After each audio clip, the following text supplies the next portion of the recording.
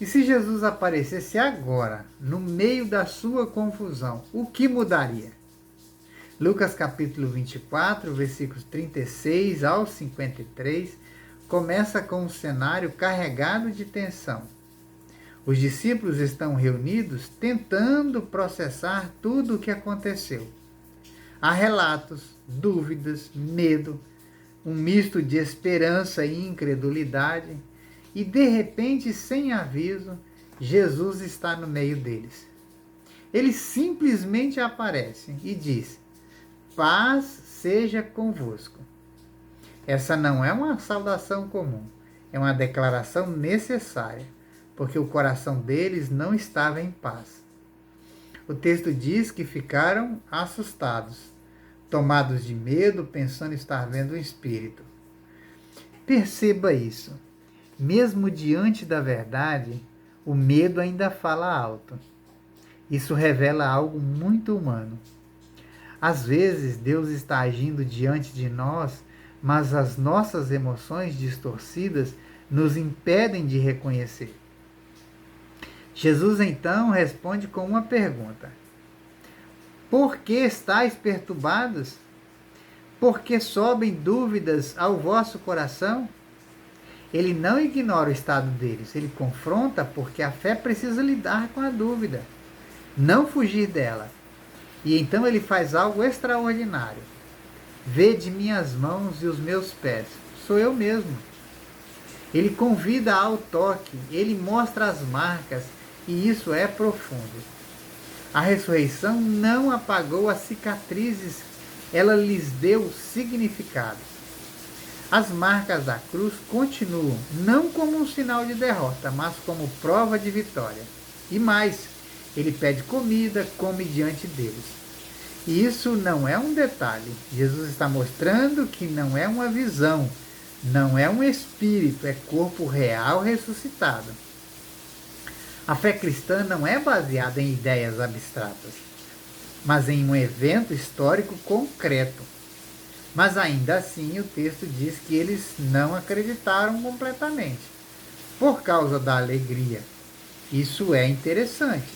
Às vezes, não é o medo que nos impede de crer, é a grandeza daquilo que está diante de nós.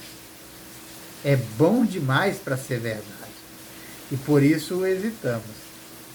Então Jesus faz o que sempre faz. Ele abre as Escrituras, importava que se cumprisse tudo o que de mim está escrito na lei de Moisés, nos profetas e nos salmos, diz ele. Ele mostra que nada foi por acaso. A cruz não foi um acidente. A ressurreição não foi uma surpresa. Tudo estava escrito. Então vem um momento decisivo.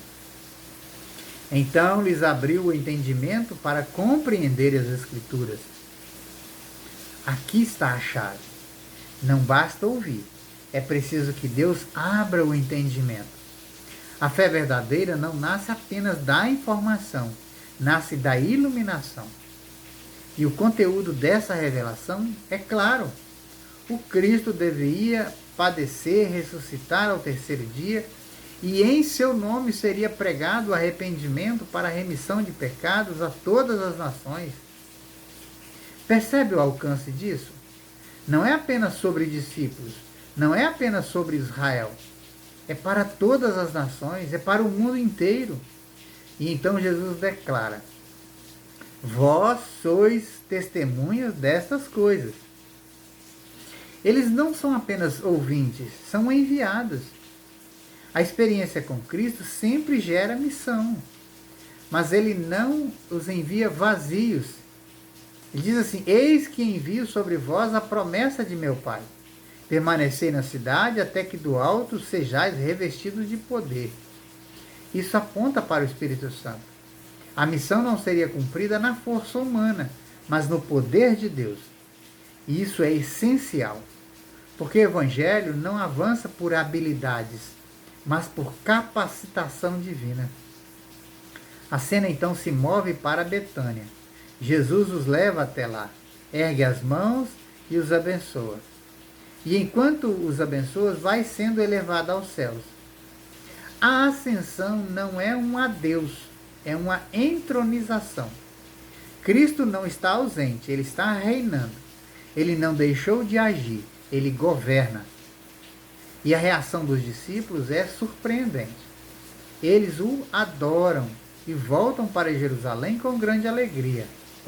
Alegria? Sim. Antes havia medo, agora há alegria.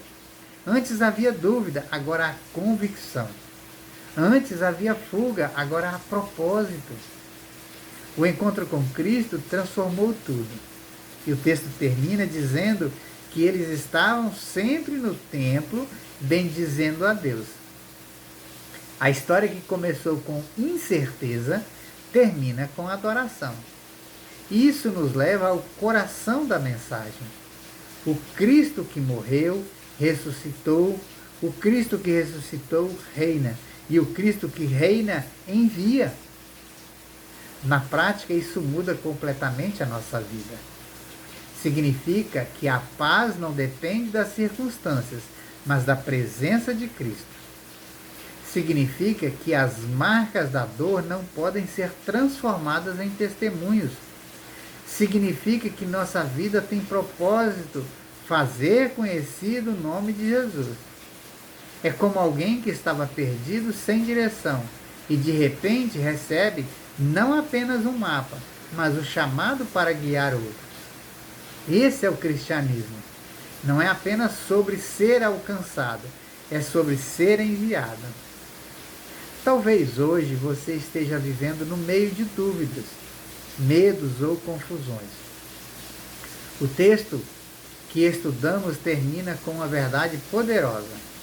Cristo entra no meio da sua realidade, fala a paz, revela a verdade e te chama para viver algo maior. Ele não apenas resolve o seu passado, ele redefine o seu futuro. Pense nisso. Que Deus te abençoe.